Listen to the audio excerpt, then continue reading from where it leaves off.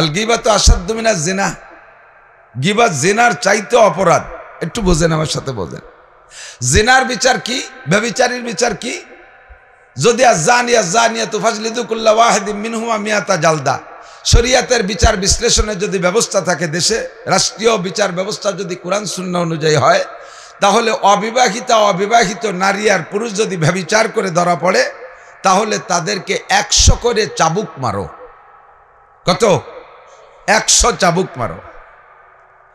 আর যদি এরা দুইজন অন্যায়কারী ও অন্যায়কারিণী যদি কি হয়, আশ-শাইখু ওয়াশ-শাইখাতু ইযা জানায়া ফারজুমুহুমা, এরা দুইজন বিবাহিত যদি হয়, তাহলে ফাঁকা মাঠের মধ্যে রাইখা চতুর্দিক লোক গোল হয়ে দাঁড়াবে, যাতে ওরা দৌড়ে সেরে যেতে না পারে।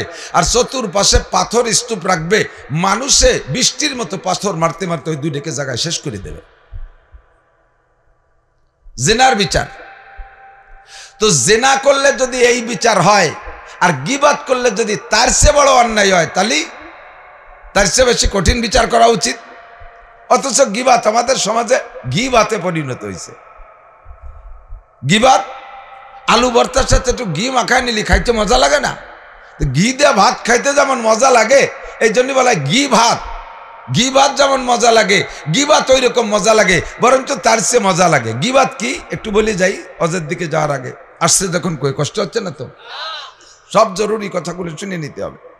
গীবাত বলে, আমি মৌলানা নাসির একটা অন্যায় করেছি, সত্যি একটা অন্যায় করেছি, আপনার সামনে আমি ধরা পড়ে গেছি অন্যায় করে। দেশের আর তেমন কেউ জানে না, আমি অন্যায়টা করে নিজেই লজ্জিত। আল্লাহর কাছে রাতের বেলা আমি নামাজ পড়ে ক্ষমা চেয়ে নিছি, খাসভাবে তওবাও করে নিছি, অথবা তওবা নাই করলাম, এটা আমার ব্যাপার। কিন্তু জানেন শুধু আপনি আমাকে সামাজিকভাবে লাঞ্ছিত করার জন্য, সমাজে মানুষের কাছে খাটো করার জন্য সুযোগ পাইয়া যেখানে সেখানে বলতেছেন, আরে এত বড় হুজুর যে তোমরা এক করে নারায় তাকবীর দিয়া স্টেজে উঠাও, আন্তর্জাতিক খ্যাতি সম্পন্ন বক্তা, সে এই আকাম করছে, এই আকামটা করছে, এইটা আপনি ওই মজলিসে বললেন, সত্যি আমি সেই অন্যায় করছি, আর এইটাই ওই জায়গা বললেন, এর নাম গীবাত। এর নাম কি? গীবাত। আর এই গীবাত করলে কি হয়? আপনি আমার গীবাত করেছেন, যেন আমি মারা গেলাম, আর আমি মরা মানুষের গোশত আপনি খাইলেন। কোন মানুষ কি মরা মানুষের গোশত খাইতে পারবে? আল্লাহ পাক বলেন, আইয়ুহিব্বু আহাদুকুম আইয়াকুলা লাহমা আখিহি মাইতান ফাকারিতুমুহু, তুমি তোমার মরা ভাইয়ের গোশতকে খাইতে পারবা? অবশ্যই পারবা না। ফাকারিতুমুহু, মরা ভাইয়ের পচা গোশত খাইতে তুমি ঘৃণা করবা, এটাকে তুমি অবশ্যই পছন্দ করবা না। অথচ যার গীবাত করতেছো, তুমি তার পচা গোশত খাচ্ছ। প্র্যাকটিক্যালের যুগ ছিল নবী আলাইহিস সালামের যুগ। এখন তো আমরা শুধুমাত্র বলার যুগ, বাস্তব দেখাইতে পারি না। নবী আলাইহিস সালাতু ওয়াস সালামের মসজিদে নববীতে রমজান মাসে দুই ব্যক্তি রোজা রাখা অবস্থায় বসে বসে মাঝে মাঝে নামাজ পড়তেছে দাঁড়াইয়া, আর মাঝে মাঝে দুই নামাজের মাঝখানে বসে বসে গল্প করতেছে। তো হুজুর একবার লক্ষ্য করে শুনলেন যে দুইজনের গল্পের মধ্যে গীবাত হচ্ছে। কি হচ্ছে? গীবাত হচ্ছে। তো যখন টের পাইলেন যে গীবাত হচ্ছে, তখন ওই দুইজনকে ডেকে বললেন, তোমরা দুইজন কি রোজাদার? জি হুজুর, আমরা রোজাদার। তা রমজানের পরে দুইজনে যার যার কায়দায় দুইটা রোজা রেখে দিবা। কেন হুজুর? রোজা ভাঙ্গার যে কারণ তা তো আমাদের ঘটে নাই। রোজা ভাঙ্গার যে কারণ মসজিদের মধ্যে বসে রয়েছে আপনার সামনে, রোজা ভাঙ্গার কারণ তো কিছুই ঘটে নাই, কিছু খাইও নাই, পানও করে নাই, তাহলে রোজা ভাঙলো না, রমজানের পরে রাখবো কেন? তো হুজুর বললেন, অবশ্যই তোমরা খাইছো, অবশ্যই তোমরা খাইছো। কি খাইছি? যেই লোকটার গীবাত করেছো বসে বসে, ওই লোকটার গোশত খাইছো। আর কিছু খাইলে রোজা থাকে না, ভাঙ্গে? রোজা ভাঙ্গে। ওই দুইজন বলতেছে, হুজুর কিভাবে তার গোশত খেলাম? হুজুর কয়, পকেটে খিলাল আছে, যদি খিলাল না থাকে খিলাল সংগ্রহ করো। দুইজনকে যে খিলাল সংগ্রহ করে আর দাঁতের ফাঁকে খিলাল করাইছে, দেখে যে মানুষের পচা গোশত বেরোচ্ছে। প্র্যাকটিক্যালের যুগ, আল্লাহ তাআলা প্র্যাকটিক্যালে দেখাই দিয়েছে। আমরা তো সে যুগের মধ্যে পড়ি না, বিদায় বুঝি না। বলনেওয়ালাও খুশি হয় বলে, গীবাত বলতে গেলে যে বলে সেও বড় আনন্দের সাথে বলে, আর যে শোনে সে আরো তৃপ্তি সহকারে শোনে। আরো যদি বড়কের গীবাত করায় তাহলে আরো খুশির সাথে শোনে। সাধারণ পাবলিকের স্বভাব উলামায়ে কিরামকে অত্যন্ত ভালোবাসে, অথচ যদি আলেমের কোনো ভুল পায়, এইটা নিয়ে আলোচনা করতে আরো বেশি ভালোবাসে, সমালোচনা করতে। বলনেওয়ালা বলতে বলতে যদি কদ্দুর যে থামিয়ে যায়, সবটুক না কয়, শ্রোতারা কয়, শেষের টুক তো করলি নিয়ে, কতক্ষণ শেষে কি হলো, শেষ পর্যন্ত তো গেলি না, তার মানে ওনার সে মরা গোস্ত খাইয়ে পেট ভরি নেই, সব টুক পেট ভরিয়ে জম্মের খা খাইয়ে যাই। আমি আমার এক উস্তাদ বক্তার কাছ থেকে, বড়দের কাছ থেকে শুনেছি, সরাসরি হাদিসে দেখি নাই। তো শোনা কথা একটু বলতে দুর্বলতা লাগে, তবে বলনেওয়ালা যদি হয় কায়দা মতো বলনেওয়ালা, যার থেকে শুনছি সে জায়গায় দুর্বলতা থাকে না। সদস্য হুজুরের কাছ থেকে যদি কোনো কথা শুনে থাকেন কেউ, ও কথাটা বলতে কি আপনার ভয় লাগে নাকি? মুরব্বীরা যদি থাকেন, বাঁশবাড়ির হযরত মাওলানা আব্দুল হাকিম সাহেব রহমাতুল্লাহের কাছ থেকে যদি শুনে থাকেন, কাশিনী হুজুর সোমন হুজুরের কাছ থেকে যদি শুনে থাকেন, তাহলে ও কথাটা বলতে আপনার ভয় লাগে না। এমনই এক মুরব্বীর কাছ থেকে গীবতের এক আজীব ওয়াকিয়া আমি শুনেছি, খুব খেয়াল করবেন। প্রত্যেকটা মানুষ আমরা গীবতে জড়িত। আপনাকে যে আমি আপনার পরামর্শ দিচ্ছি আর গীবতের ভয় দেখাচ্ছি, আমি নিজেও সুযোগ পেলে গীবত করি, খুব বেশি গীবত করি সব জায়গা। হুজুর বলেন, হুজুরে নবী আলাইহিস সালাতু ওয়াস সালামের দুই শ্বশুর, হযরত আবু বকর আর উমর, শ্রেষ্ঠ চার সাহাবী, দুই ভাগে ভাগ হয়েছে, দুইজন জামাই দুইজন শ্বশুর, মুরব্বী দুইজন শ্বশুর, ছোট দুইজন জামাই। হযরত উসমান আর আলী রাদিয়াল্লাহু তাআলা আনহুমা জামাই, আবু বকর শ্বশুর, উমর শ্বশুর রাদিয়াল্লাহু তাআলা আনহুমা। একটু বলেন রাদিয়াল্লাহু আনহুম। তো এই দুইজনের ভিতরে বন্ধুত্বতা, এক তো দুইজন বড় হিসেবে বন্ধুত্বতার অভাব নেই, ফাঁকে দুইজনই হুজুরের শ্বশুর হয়ে গেছে। আবার হুজুরের শ্বশুর তো আরো অনেক ছিল, 9টা 11টা স্ত্রী হুজুরের। তো একে টাইমে 9 জন হুজুরের সাথে ঘর করছেন, তো 11 জন শ্বশুর আছে। কিন্তু এই দুইজন শ্বশুরের সাথে হুজুরের সম্পর্ক একটু বেশি। আর এই দুইজনের মাইয়া একই সাথে হুজুরের সাথে ঘরে ছিলেন, হযরত হাফসা রাদিয়াল্লাহু তাআলা আনহা আর হযরত আয়েশা রাদিয়াল্লাহু তাআলা আনহা। হাফসা আর আয়েশার ভিতরে বন্ধুত্বতা বেশি ছিল। হুজুরের স্ত্রীদের ভিতরে একবার দলাদলি হয়ে গেছে, দলাদলি হয়ে গেছে। হাফসা আর আয়েশা একদিক আর বাকি 7 জন আর একদিক চলে গেছে। তো সবসময় দুইজনের সম্পর্ক ভালো, আর ওই দুইজনের আব্বাদের সম্পর্ক ভালো, এ কারণে হুজুরের সম্পর্ক ওই দুজনের সাথে ভালো। তো একদিন আয়েশা, হযরত আবু বকরই আগে আসছে, আয়েশা বলতেছে, হুজুর ওমরের সাথে তো আমার বন্ধুত্বটা এমনি বাল্য বন্ধু, এরপরে আপনার বিয়েই আমরা দুইজনই আপনার শ্বশুর, আপনি আমাদের নবী এবং আপনি আমাদের জামাতা, আপনি আমাদের দোস্ত, আমাদের এই বন্ধুত্বটা মজবুত আর গাঢ় আর স্থায়ী করার জন্য দুইজনে বসে একটা পরামর্শ করছে, একটা সিদ্ধান্ত নিছি, আমল কি করব হুজুর? সাহাবায়ে কেরামদের স্বভাব পারিবারিক কিছু হলেও নবীর কাছ থেকে অনুমতি নিতেন। তো বলেন আবু বকর কি কয় যে, হুজুর আমি আর ভাই ওমর দুইজনে মিলে যৌথ একটা গোলাম কিনতে চাচ্ছি, আমার অর্ধেক টাকা আর ওমরের অর্ধেক টাকা। আগে মুরব্বীরা যারা ছিলেন কৃষি খেত খামার করতেন, দুইজনে মিলে একটা গরু কিনতেন, মনে আছে নাকি? আলী গরু এদিক ছিল কিনা আমি জানি না, আমি দেখেছি। সঙ্গতি নাই, তৌফিক নাই, একটা গরু কিনে 2টা গরু কিনে হাল চাষ করবে তা পারে নাই, একজনের একটা আর দুইজনে মিলে আর একটা কিনে এভাবে হাল ভাগ করে ব্যবহার করতেন। তো হুজুরকে যে বলতেছে আমি আর ভাই ওমর দুইজনে মিলে একটা গোলাম কিনতে চাই, হুজুর যদি অনুমতি দিতেন, অর্ধেক টাকা আমার, অর্ধেক টাকা ভাই ওমরের। হুজুর বললেন উদ্দেশ্য কি? কয় যে আর্থিকভাবে অর্থনৈতিকভাবে যদি শরিক থাকি দুইজনে, তাহলে দুইজনের মধ্যে সম্পর্ক স্থায়ী হবে, ভালোবাসাটা মজবুত হবে, এমনি তো আছে আরো একটু গাঢ় হবে। তো হুজুর বললেন, হুজুর তো জানেন, হুজুরকে আল্লাহ জানাই দিচ্ছেন।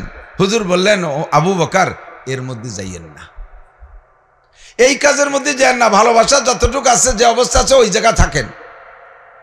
তো আবু বকর বলছে, হুজুর যাব না কেন? একটু কেনটা বলে দিলি তাহলে যাওয়ার থেকে বিরত থাকতে সুবিধে হয়। তো হুজুর বলতেছেন, আবু বকর আপনি নরম দিলের মানুষ, আর হামু উম্মতি বি উম্মতি আবু বকর, আমার উম্মতের ভিতরে সবচাইতে বেশি রহম দিল নরম হলো আবু বকর। তো তুমি সবচেয়ে নরম দিলের মানুষ, ঠান্ডা মেজাজের মানুষ, আর আমার ওমর হলো সবচাইতে বেশি মেজাজি মানুষ। এই গোলাম কিনে দুইজনে একসাথে খেদমত করা করি নিয়ে দুইজনের ঝামেলা হতে পারে। আপনি যে টাইমে গোলামরা কাজে লাগাইতে চাবেন, ওমরও যদি সেই টাইমে চায়, আবার ওমর যে টাইমে চায় সেই টাইমে যদি আপনার একটা কাজ বেঁধে যায়, তাহলে এক গোলামরে একে টাইমে দুইজনে কাড়াকাড়ি লেগে যাবে, ঝামেলা হবে, ওই ভালোবাসা গড়তে যায়, ওরা ভেঙে নষ্ট হয়ে যাবে, এর মধ্যে যাইয়েন না। তো হযরত আবু বকর বললেন, হুজুর এই ব্যাপারে নিশ্চিত থাকেন, আমি ওই গোলাম দিয়ে জীবনেও কোনো কাজ করবে না, ও গোলাম খাবে আমার বাড়ি, কাজ করবে ওমরের বাড়ি, খাবে আমার বাড়ি, কাজ করবে ওমরের বাড়ি, আমার তো কাজের ঝামেলায় ঝামেলা, ওরে তো আমি জীবনেও কিছু করাবো না। তো হুজুর বললেন তো এটা এটা হলে হয়, কিন্তু হুজুর শুরুতেই বললেন যে কাজের মধ্যে যাইয়েন না। পরবর্তীতে আবু বকরের মনের ভাব ব্যক্ত করার পরে হুজুর বললেন ঠিক আছে, এটা ভালো, এটা খারাপ না, এভাবে হলি চলে। এরপরে আসছে ওমর। ওমর আইসে একই প্রস্তাব, হুজুর আমি আর ভাই আবু বকর দুইজনে মিলে একটা গোলাম কিনতে চাই। হুজুর বললেন ওমর আপনি মেজাজি মানুষ, আমার আবু বকর নরম মেজাজের মানুষ, গোলামকে কাজে লাগানোর ব্যাপারে দুইজনের মধ্যে গ্যাঞ্জাম হবে, তখন এই ভালোবাসা আটতে যাই আর ছুটে যাবে। হযরত ওমর বললেন হুজুর ওই ব্যাপারে নিশ্চিত থাকেন, সে ব্যাপারে নিশ্চিত থাকতে পারেন, খেদমত নিয়ে কোনোদিন গ্যাঞ্জাম হবে না। ওই গোলাম জীবন ভরে খাবে আমার বাড়ি, কাজ করবে আবু বকরের বাড়ি। ও গোলাম আমার বাড়ি কিচ্ছু করবে না, ওরে দিয়ে এক গ্লাস পানিও আমি এনে খাবো না, ও খাবে আমার বাড়ি, কাজ করবে আবু বকরের বাড়ি। দুইজনের মত একই রকম হয়ে গেছে। হুজুর বললেন গ্যাঞ্জাম যে জায়গা হবে সেই জায়গায় আগের থেকে যেহেতু মীমাংসা হয়ে গেছে, ঠিক আছে দুইজন অনুমতি দিলাম, গোলাম কিনতে পারেন। দুইজনে অর্ধেক অর্ধেক টাকা দিয়া গোলাম একটা সংগ্রহ করছে, গোলাম একটা কিনছে। আবু বকর তো সব জায়গায় আগে থাকে, গোলাম কিনে আবু বকর আগে বাড়ি নিয়ে গেছে, চল গোলাম আমার বাড়িটা দেখিয়ে আয়। বাসায় নিয়ে হযরত আবু বকর গোলাম রে জনমের খাওয়ান খাওয়াইছে, ঠাইছে ঠাইছে গলা পর্যন্ত। কায়দায় কয় তোর খাতি তো সময় একটু বেশি লেগে যাচ্ছে, কাজ করবি কোন সময়, তাড়াতাড়ি যাও বাড়িতে কাজ করি আয়। পেট ভরিয়ে খাওয়ায় দেশে যাও, ওমরের বাড়ি কাজ করে আসো। গোলাম গেছে ওমরের বাড়ি, যে দেখেছে জায়গা দস্তারখান ভরা খানা। এ গোলাম এত দেরি করে আসিস, খাবি কখন? আর আবু বকরের বাড়ি যে কাজ করবি কখন, তাড়াতাড়ি খা। কয় যে হুজুর খাতি খাতি দেরি হয়ে গেছে। কোনো মতো কার কায়দা রে, এই পাশে হাত দিলে হাতে খেজুর বাঁধে। কয় তাড়াতাড়ি খা, আস্তে আস্তে খা, যেভাবে পারিস খা, খাইয়ে তাড়াতাড়ি যা। ওই ওক্তে খাইতে খাইতে খাইয়ে এই বাড়ি আসছে, এ বাড়ি যা দেশে খাওয়া পেটে তো আর খাওয়া যায় না, কিন্তু খাইতে তো হবে। এই টিপ টিপ করে খাতি খাতি দুপুর হয়ে গেছে। দুপুর পর্যন্ত খাইয়ে দেয়া গেছে, আবু বকরের বাড়ি কাজ করতে যায় দেখে সে জায়গা দুপুরে খানা রেডি। তুই এত দেরি এরিয়ে আছিস, তা খাবি কন্যার ওমরের বাড়ি কাজ করবি কর? ও বাড়ি কোনো কাজ নেই, খালি কাজই খাওয়া। খা আস্তে আস্তে খা। খাতি খাতি লম্বা সময় চলে গেছে, খাইয়ে এবার ওমরের বাড়ি গেছে, সে বাড়িও তো দুপুরে খানা পাওনা রয়েছে। এক অক্তে আর এক অক্ত পর্যন্ত এক বাড়ি খায়, ও বাড়িতে আর এক বাড়ি যে আর এক অক্ত পর্যন্ত খায়। এই কিছুদিন খাতি খাতি মরা দানে পানি বালি বারা যখন হুলি ওঠে, দম করে সে গোলাম কায়দা মতো মোটা হয়ে গেছে, কোনো কাজই নাই। গোলাম এখন খাইতে খাইতে এমন মোটা হয়েছে, তার জীবনের উপরে সে ভয় পাচ্ছে। যাইয়া হুজুরকে বলতেছে, হুজুর আমার এই দুই মালিকরে বলেন ওই আমার এদের একটু কাজ করাক, নালি বেশি ফেলাক, নাহলে তো আমি বাঁচবো না বেশি দিন, হেঁটে যেতে পারি যে কোনো সময়। ওই কাজ করাক, শুকোই যাই, নালি আমার বেশি ফেলাক। এর দুইজনের ভাব ভালো না, মানে মারার জন্য চেষ্টা হতেছে। হুজুর কয় কাজ খাইতে থাকো, কাজ যেটা দিচ্ছে ওইটাই করো, কাজ আসবে যখন তখন করবা। বেশ কিছুদিন যাওয়ার পরে এরপরে আসছে একটা যুদ্ধের সফর। যুদ্ধের সফর। হুজুর বললেন এই সফরে দুই মালিকের কাজ করবা, গায়ে তো বল কমই নেই, দুইজনের ব্যাটিং বয়ে নিতে পারবা না? হ্যাঁ তা পারবো, শক্তি হয়েছে সেরকম, স্বাস্থ্য স্বাস্থ্য ভালো, দুইজনের ব্যাটিং ববি, পারবি? বলে হ্যাঁ তা পারবো। তো দুই মালিকের ব্যাটিং বয়ে নিবি, একজনেরটা নিলে আর একজন ছাড়বে না, দুইজনেরটা একসাথে যদি নিস তাহলে তারা অনুমতি দিতে পারে। আল্লাহর রহমত, সফরে যার আগে দেখে মালিকরা ওরে দে গোলামকে দেয়া বুঝা বানানো, ব্যাটিং বানানো তো দূরের কথা, দুই মালিকে নিজের নিজের ব্যাটিং এর সাথে গোলামের আর একটা ব্যাটিং নিজেরা গাড়ে আসছে। আল্লাহু আকবার। সাইয়্যিদুল কওমে খাদিমুহুম, কওমের নেতা কওমের খাদেম। তো গোলামের মালিক গোলামের খাদেম হয়ে গেছে। এখন দুইজনের কাছে যে ব্যাটিং টানছে, মালিকের চারটে ব্যাটিংই দেন, আমারটাও দেন আর আপনারটাও দেন, আমি চারটেই বইতে পারবো। কয় চুপ কর, কথা কইস না, কন্ট্যাক্ট রয়েছে, তোরে দিয়ে কিছু করাবো না। এই শর্তের উপরে গোলাম কিনার অনুমতি পাইছে। এই গোলাম হুজুরের কাছে যে বলতে, হুজুর দেন এই যে কি সর্বনাশ করছে, তো সাথে যাই মুশকিল, আমি গোলাম, মালিকই আমার ব্যাটিং পাবে আর আমার এদিকে কিছু করাবে না। হুজুর কাছে চলতে থাকো, কথা কয়ে না। এখন এই দুই মালিকই ব্যাটিং নিয়ে যাইতেছে, গোলামের ব্যাটিংও যাইতে যাইতে সফরে কত দূর যাইয়া মঞ্জিল বলে, যেখানে অবস্থান করে, যেখানে অবস্থান মঞ্জিল, তাবু লাগাইয়া মঞ্জিল করছে, অবস্থান করছে, রাতের বেলা ঘুমাই রয়েছে। গরমকাল হুজুর সফরে পুরো সব সাথীদের হিসাব নিকাশের ক্যাশিয়ার জিম্মাদার বানাইছে আবু বকর আর উমারকে। আর ওনাদেরকে বলে দিয়েছে সফরে যা খরচ হয় কোনো জায়গায় যা মঞ্জিল করলে পুরো সফরে হিসাব নিকাশ আপনারা খাতায় লিখবেন, রাত্রে সুন্দর করে ফ্রেশ করবেন, যাতে কোনো সাথীর কোনো অভিযোগ না থাকে। তো মঞ্জিল যেখানে করছে ওই জায়গা যাইয়া রাত্রে সবাই ঘুমাই গেছে, দুই মালিকে হিসাব নিকাশের কাজে বসছে। এখন গুলাম রে হুজুর বলছে যে এই যে একটা সুযোগ খেদমত করার, একজনকে কোনো খেদমত করলে কেউ নেবে না, গরমকাল তুই একটা পাখা নিয়ে যাইয়ে দুইজনকে যৌথ বাতাস দিবি, পারবি? বলে হ্যাঁ তা পারবো।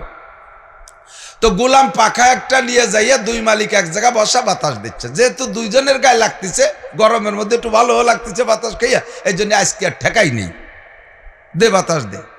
তো মোটা মানুষের ঘুম বেশি, মোটা মানুষ ঘুম বেশি, ও কিছুক্ষণ বাতাস দেওয়ার পরে ওর ঘুম এসে গেছে, ঘুম এসে গেছে, তো পাখাটা থুইও না, সে ঘুমাই গেছে। আবু বকর আর উমার দুইজন সফরের সব হিসাব নিকাশ কমপ্লিট করতে গভীর রাত হয়ে গেছে, তাহাজ্জুদের রক্ত আইসা গেছে, সবাই ঘুমিয়ে আছে। দুইজন চিন্তা করলেন এখন যদি শুই আর ঘুমায়া যাই, ঘুমের থেকে উঠে তাহাজ্জুদ পড়তে কষ্ট হবে, একবারেই ফজরের নামাজ পড়ে ঘুমাবো। দুইজন এবার দাঁড়িয়ে দাঁড়িয়ে তাহাজ্জুদের নামাজ পড়লেন। নামাজ কালাম শেষ কইরা, দোয়া মুনাজাত শেষ কইরা, 13-12 তসবিহ পালন কইরা, এরপরও ফজরের আগে একটু সময় আছে, এই সময় দুই দোস্ত বসে বসে একটু খোশ গল্প করতেছে। এখন আর করে তো ভালো লাগতেছে না, ইবাদত বন্দেগীও যথেষ্ট করছে, কাজ কাম সব শেষ হয়ে গেছে, এই টাইমটা কি করবে, বসে বসে একটু খোশ গল্পে বসছে। এই খোশ গল্পের ভিতরে হযরত ওমর বলতেছে, গুলাম তো ভাষা শোয়া, দুইজনের ইবাদত বন্দেগীতেও গোলামরা সজাগ করতে পারে নাই, দুইজনের জিকিরেও গোলামরা সজাগ করতে পারে নাই, গোলাম ঘুমাই আছে, নাক ডেকে ঘুমায়। হযরত ওমর বলতেছে, ভাই আবু বকর, আমাদের গোলামটা একটু অলস, গোলামটা একটু ঢিলিয়া, গোলামটা অলস ঢিলিয়া। আবু বকর জিজ্ঞাসা করে নাই অলসের কি করলো, ঢিলেমির কি করলো। ওমরই বলতেছে, তারাই দিয়ে কোনো কাজ কাম করাই না, কায়দা মতো দুই বাড়ি খাইয়ে অল্প দিনই মাতিয়ে গেছে, কি মাথা, রাত্রে একটু বাতাস দিতে হয়েছে, তারপরও একটু পরেই সে শুয়ে পড়ছে। শেষ রাত্রি উঠিয়ে 6 রাকাত তাহাজ্জুদ 8 রাকাত তাহাজ্জুদ পড়ে একটু আল্লাহ বিল্লি তো করতে পারে। কথাগুলো কিন্তু গোলামের জন্যই বলছে, সে উঠে তাহাজ্জুদ পড়ে একটু জিকির করলে পারে, তা না করে ঘুমাই রয়েছে গোলামটা একটু ঢিলিয়া। আবু বকর শুধু শুনছেন, হা বা না, সপক্ষে বিপক্ষে কোনো কথা বলে নাই, চুপ করে শুধু শুনছে। শোনাশুনি শেষ, বলা বলি শেষ, ফজরের রক্ত হয়েছে, বিলাল আজান দিছেন রাদিয়াল্লাহু তাআলা আনহু, ফজরের নামাজ ওখানে জামাতে হয়েছে।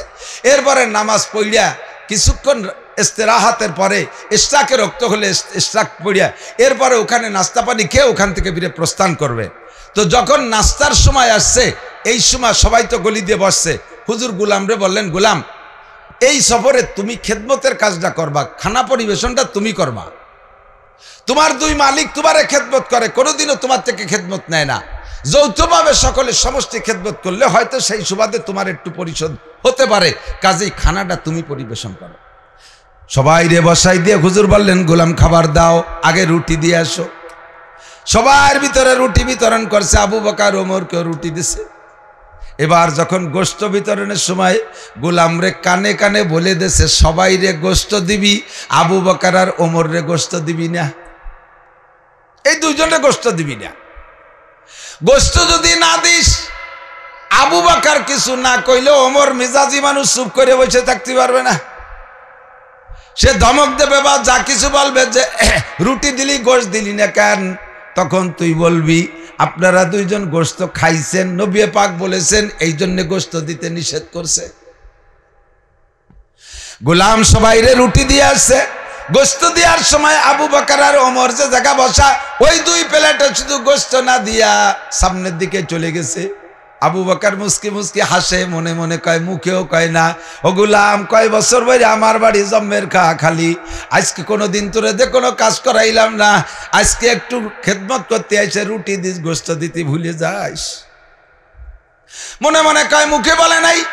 ওমর মিজাজি মানুষ সহ্য করতে পারে নাই, ওমর ধমকি দেওয়ার সময় রুটি দিলি, গোশত দেওয়ার সময় গোশত দিস না কেন, গোশত কি জন্য দিলি না, আমাকে বাড়ি কি গোশত তুই কম খাইছিস যে গোশত দিলি না। গোলাম কয়, হযরত রাগ করবেন না, সবই ওই জায়গার ফরমান, আদেশ আসছে ওখান থেকে আপনাদের দুইজনকে গোশত দিতে নিষেধ করা হয়েছে। কেন? আপনারা দুইজন গোশত খাইছেন। গোলাম হযরত ওমর বলে, কখন গোশত খেলাম? তুই ঘুমাইছিলি, তুই দেখলি কি এরিয়া? তা তো আমি জানি না, নবী কইলেন আপনারা গোশত খাইছেন।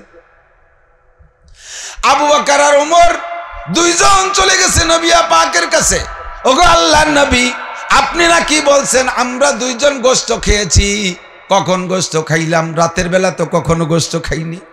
হুজুর আমাদেরকে গোলামকে খেদমতের ভিতরে নিষেধ করেছেন গোশত দিতে, আমরা নাকি গোশত খাইছি বলে। আল্লাহে মা কালনা লাহমান, আমরা অর্ধ রজনীতে এক টুকরা গোশত খাই নেই। রাতের খানা তো যা খাইছি সবাই সাথে খাইছি, এরপরে আর গোশত খাই নেই। টোটাল রাতের কারগুজারি শুনাইলেন, রাত্রে এই করছি, গোশত খাইলাম কোন জায়গা?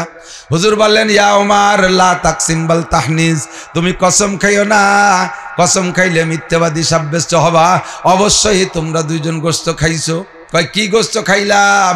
কয় গোশত খাইছো তোমরা দুইজন। কয় কোন গোশত খাইলাম? কয় এই গোলামের গোশত দুইজনে খাইছো। গোলাম এখন কার খাড়া বুঝছো? হুজুর কি কয়? হুজুর আমার দুই মালিক আমার গোশত খালো, ঘটনা কি? আবু বকর ওমর কয়, হুজুর গোলাম তো জীবিত তাজা, ওর গোশত কোন জায়গাতে খালাম? ওর কোন জায়গাতে টুকুমি নেই, ও তো যেমন গোলাম মোটা গোলাম সেই রকমই আছে। গোশত কখন খাইলাম? রাতের বেলা আল্লাহ পাক জানাই দিয়েছে নবী পাককে ওই কিসসা, ওই দুইজনের যা ঘটছে। মা ইয়ান্তিকু আনিল হাওয়া ইন হুয়া ইল্লা ওয়াহয়ুহা, মুহাম্মদ হারগিজ না গপ্তে তা না গপ্তে জিবরাইল হারগিজ না গপ্তে তা না গপ্তে রব জলিল। যতক্ষণ আল্লাহর পক্ষ থেকে জিবরাইল নবীকে শিখাই না দেয়, নবী কোনো কথাই বলতে পারেন না। রাতের বেলা জিবরাইল এসে জানাই দিয়ে গেছে, ঘটনাই ঘটছে। এবার হুজুর বললেন, রাতের বেলা গোশত খাইছেন, আপনারা কি রাতের বেলা কাহারও গীবত করছেন নাকি? দেখেন এবার দুইজন ঘামিয়ে গেছে, সবাই খায়, আপাতমস্তক দুইজন ঘামিয়ে গেছে, খাওয়া দাওয়া শেষ। কার গীবত করলাম, কখন করলাম? আবু বকর সারা রাতের কারগুজারি শুনাইলেন, তার ভিতরে পাওয়া যায় নাই। এবার ওমরের কারগুজারি শুনাইতে লাস্টে এসে কয়, হুজুর আমি এতটুক কথা বলেছি। হুজুর কয়, এইটুকুই সর্বনাশ করছে, এইটুক গোলামের গীবত হয়ে গেছে। আবু বকর কয়, হুজুর আমি, ওমর বলছে আমি তো বলি নাই, গোশত কিভাবে খাইলাম? হুজুর বললেন, বিশ্বাস না হয় হলকমের মধ্যে আঙ্গুল ঢুকাই দিয়ে বমি করো। সামনে প্লেট দেশে দুইজন হলকমের মধ্যে গলার মধ্যে আঙ্গুল ঢুকাই দিয়ে বমি করছে, দড় দড় করে গোশত বেরোইছে। দুইজন পাগল হয়ে গেছে, হয়রান হয়ে গেছে। হুজুর এই গোশত কিভাবে ঢুকলো পেটে? হুজুর বলেন, আমার আল্লাহ পাক মিথ্যে কথা বলেন না। ইয়া আইয়ুহাল্লাযীনা আমানু ইজতানিবু কাসীরাম মিনাদ-দান, হে ঈমানদাররা তোমরা মানুষের প্রতি কুধারণা করা থেকে নিজেকে নিচে বাঁচাও। অন্যের প্রতি কুধারণা করবা না, দেখেই মানুষের উপরে কোনো কুধারণা করবা না। ইন্না বাদাদ-দান্নি ইসমুন, কোন খেয়াল করেন, কোন কুধারণা গুনার দিকে নিয়ে যায়। আপনি মনে করছেন একজনকে দেখে, আসলে বাস্তবে সে ঘটে নাই। একেবারে একটা বাস্তব ওয়াকিয়া শুনেই, কিসসা শেষ করার আগে একটা বাস্তব কথা শুনেই। আমার পরিবারের সদস্য, বাচ্চারা যখন ছোট ছিল, ওর মা সাংসারিক ছোট মোটো বাচ্চা কাচ্চা নিয়ে মাসে বা 2 মাস 6 মাস পর বাপের বাড়ি যাইতে সুযোগ পায় না। আর আমিও ব্যস্ত মানুষ, আমিও নিয়ে যেতে সুযোগ পাই না। আমার মাহফিলের সিজন শেষ হইলে ছেলে মেয়ে সবগুলোকে নিয়ে 1 সপ্তাহ বেড়ানোর ছুটি দেই, যাও বেড়ায় আসবে বাপের বাড়িতে। একবার এভাবে ছুটি দিছে, আমার বাড়িটা ফাঁকা জায়গা, এরকম ফাঁকা জায়গা, 2টা ঘর। এখন তারাও চলে গেছে বেড়াইতে, আমি একা একা থাকতে ভয় পাই। এই জন্যই পাশে আমার স্বাস্থ্য ভাইয়ের 2 ছেলেরে বললাম, তোরা 2 ভাই একটু আমার বাড়ি পাহাড় দিই। ওই স্বাস্থ্য ভাইদের সাথে আবার পারিবারিকভাবে আমার একটু মনোকষা, একটু দ্বন্দ্ব আছে, মুরব্বীদের সাথে, ছেলেপেলেকের সাথে না। তো মুরব্বীদের সাথে যা থাকুক, ছেলেকে যা বলি তা তারা শোনে। ওরা 2 জন এসে আমার ঘরে রয়েছে, ওরা এক ঘরে থাকে, আমি আর এক ঘরে থাকি। ওরা 1 সপ্তাহ থাকার পরে আমার পরিবার আসছে বাড়ি, আসার পরে এরা চলে গেছে। এখন আমার ওয়াইফ বাড়ি আইসা ঘরের ভিতরে ঝাড়ু দিছে, পাকা ঘর, সারা ঘর সিঁদুরে লাল লাল। সিঁদুর আছে না, সিঁদুর, হিন্দুরা সিঁদুর নেয়, লাল, সারা ঘর সিঁদুরে লাল। এই লাল যখন সারা ঘর, যত ঝাড়ু দেয় তত বাড়ে, যত পানি দেয় তত বাড়ে। বয়তে আমাদের কাম সারা। আমার পেট খারাপ, তার পেট খারাপ, ছেলে মেয়ের পাতলা পায়খানা শুরু হয়ে গেছে। চিন্তায় পড়ে গেলাম ঘটনা কি। ওরা দুইজনকে এক সপ্তাহ থাকে বাড়ি করে তদবির তালাবি করে তুই গেল, তাকে সাথে দ্বন্দ্ব আছে, করতেও পারে। গেলাম কয় কবিরাজের কাছে, কবিরাজরা তাজা তাজা কথা কয়, হ্যাঁ দুটো ছেলে এরকম এক সপ্তাহ আপনার ঘরে ছিল, তারা শ্মশানেতে এনেছে আর সিন্দুর ভরিয়ে নিয়ে ঘরে এইভাবে সব জায়গায় ছড়াই দিয়ে গেছে, আপনাকে হায়াত আর দিন তিনিক আসেন, 3 দিন পরে আপনার মারা যাবে। 3 দিনের মধ্যে তদবির তালাবিতে ফিরেন দরকার না, ফিরেন দেওয়ার বয়স নেই। কিভাবে গনে গনে মিলে যাচ্ছে কথায় কথায়। আমি তো তাদের প্রতি কুদারণ আগের তা করিয়েই বসে রয়েছি, ওরা এই কাম করছে। আবার কবিরাজও কয় এই মরবো আর 3 দিন আছে মরার বাকি, মরার আগে ঘর বাড়ি একটু সাফ করে ধুয়ে যাচ্ছে, এর মধ্যে যে মাছ আসছে ইন্দুর মরা গন্ধ আসতেছে, তাহলে ইন্দুরও কি আমাকে সাথে মরল নাকি? এই মরা ইন্দুর তালাশ করতে যেয়ে দেখি মাছার উপরে যে ধান ছোয়া গুলা ছিল, ধান শেষ হয়ে গেছে, গুলা রয়েছে ওর ভিতরে। তো ওই গুলার ভিতরে থেকে মাছার নিচে ওই জায়গা সিন্দুর, সিন্দুর থেকে আমার ঘরের স্কাটিংয়ে যে রং দিছিলাম ওই রঙের শেষে একটু রং ছিল, ওই মাছার উপরে ওই গুলার মধ্যে ফেলাই চুইছি, ধান খালি হয়ে গেছে গুলার মধ্যে। ইন্দুরি সেই টুল্লারে কাইটে হুটোইরে মাছার নিচে দিয়ে নিচেই ফেলাইছে, ওই জায়গা ঝাড়ু দিয়ে ভরে ঘর ভরে ছড়াইছে, আর আমরা কল্পনা হতেছি ওরা দুজন তাবিজ করে দিয়ে গেছে। যদি এই টুল্লা না পাইতাম তাহলে এই ধারণাটা তাদের দিকে যা করছে সম্পূর্ণ গুনাহ কিনা কথা বলেন। মরিও যদি যাতাম এই কলেরা ওই মরি টুয়ে মরতাম ওদের প্রতি কুধারণা করতে করতে, অথচ তারা দুজন আমার খেদমত করে গেছে, 1 সপ্তাহ কোনো ক্ষতি করে নাই। এই জন্য আল্লাহ বলেন ইন্না বাদাজ্জান্নি ইসমুন, কিছু কিছু ধারণা আছে গুনার দিকে টেনে নেয়। ওয়ালা ইয়াগতাব বাদুকুম বাদা, তোমরা একে অপরের গীবাত করো না। আইয়ুহিব্বু আহাদুকুম আইয়াকুলা লাহমা কিহি মাইতান, তুমি কি তোমার মরা ভাইয়ের গোশত খাওয়া পছন্দ করো? ফাকারি তুমুহু, অবশ্যই তুমি এটা পছন্দ করো, অথচ তুমি যে ভাইয়ের গীবাত করতেছো তুমি তার পচা গোশত খাইতেছো। আবু বকর ওমর, আল্লাহ পাক মিথ্যা কথা বলে না। তুমি গলার মধ্যে আঙ্গুল দিয়ে বমি করো, দুইজনকে দিয়ে বমি করাইছে, দুইজনের মুখ থেকে এই গোশত বের হইছে, দুইজন কানতে কানতে পাগল হয়ে গেছে। স্টক করার মতো নরম দিল মানুষ, কি করা যায় হুজুর? তাহলে বাঁচার উপায় কি? গুলাম চোখে দেখতেছে। হুজুর বললেন तुम आज ही ले मुझसे इंतकाम, बरोज़े क़यामत न रखे ये काम, खुदा पास मुझको रज़ालत ना हो, बरोज़े क़यामत खजालत ना हो। ও ওমর আবু বকর, আমার সাথে জান্নাতে প্রথম যে 10 জন মানুষ প্রবেশ করবে তার ভিতরে 1 নম্বর তুমি আবু বকর, 2 নম্বর তুমি ওমর। এই দুইজনকে জান্নাত থেকে জান্নাতে যাওয়া থেকে ঠেকানোর মতো আপাতত আমার চোখে কিছুই দেখতেছি না। একমাত্র যদি জান্নাত থেকে ঠেকায় তাহলে এই গোলাম তোমাদেরকে ঠেকাবে। যতক্ষণ পর্যন্ত গোলাম তোমাদেরকে ক্ষমা না করবে অতক্ষণ পর্যন্ত জান্নাতে যাইতে পারবা না। কাজে হাসরের মাঠে যাইয়া তোমরা দুইজন দেরি করবা, আর আমি তোমাদের দুইজনকে রেখে বাকি 8 জনকে নিয়ে জান্নাতে যাব, তা তো যাব না। তোমাদেরকে নিয়ে জান্নাতে যাইতে আমার দেরি হয়ে যাবে, এই গোলাম তোমাদের বাধা হবে। কাজেই প্রতিশোধ যা দেয়া নেওয়া দরকার দুনিয়ার থেকে শেষ করো, হাসরের মাঠের জন্য এগুলো বাকি রাখবা না। আবু বকর কয় হুজুর তাহলে সমাধান কি হবে? কয় দুইজনে গোলামের কাছে মাপ চাও। গোলামের কাছে আমি খেয়ালেন, গোলামের কাছে মাপ চাও। গোলামের কাছে মাপ চার মানে জানেন?